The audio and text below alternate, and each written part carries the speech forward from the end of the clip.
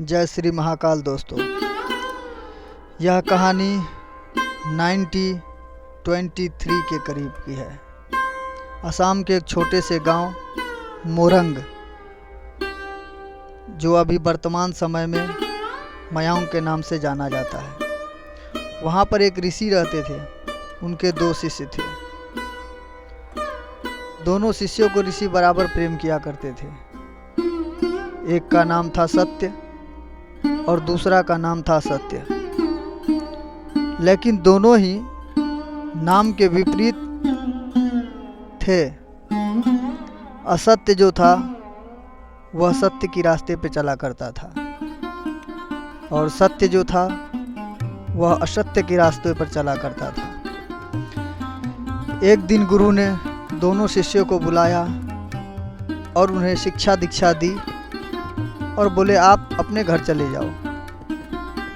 दोनों शिष्य अपने अपने घर को चले गए। जो असत्य था वह गुरु आश्रम से निकल करके कहीं पर सत्संग भजन हो रहा था, वह उस तरफ चले गए। और जो सत्य था वह गुरुकुल से निकलने के बाद वैश्यागमन करने के लिए वैश्या स्थान पर चले गए। ऐसे ही दिन महीने साल गुजरते चले गए। एक दिन गुरुदेव ने दोनों शिष्यों को बुलाया और आखिरी बार उनको शिक्षा दीक्षा देना चाहा। दोनों शिष्य आए गुरु के समक्ष और दोनों ने गुरुकुल में गुरुदेव से शिक्षा और दीक्षा ली। और पुनः वो दोनों सत्य और असत्य दोनों मित्र अपने घर की तरफ चले गए। असत्य जो था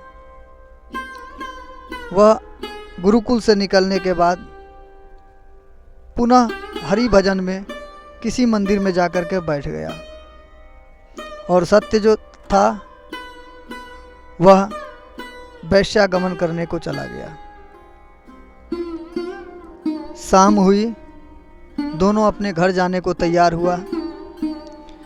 जैसे ही सत्य हरि भजन से मंदिर से निकला कि उनके पाँव में एक कील चुभ गई, और वह कील ऐसा चुभा कि इस पार से उस पार तक लहूलुहान अवस्था में वह गिर पड़ा।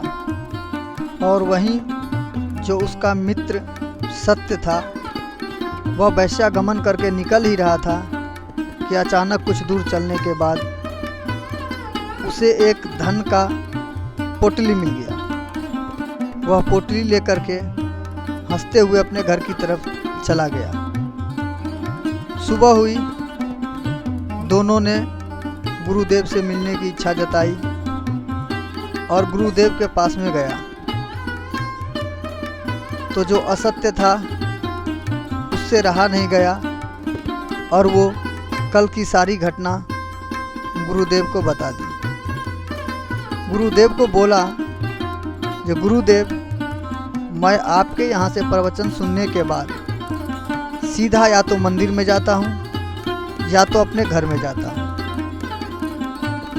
मैं कल यहाँ से निकलने के बाद मंदिर की तरफ गया और वहाँ पर मुझे पाँव में कील चुभ गया।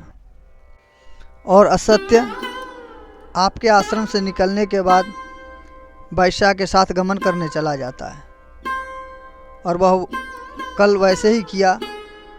और जैसे ही वैश्यागमन से अपने घर की तरफ जा रहा था तो उसे रास्ते में एक सोने की पोटली मिल गई।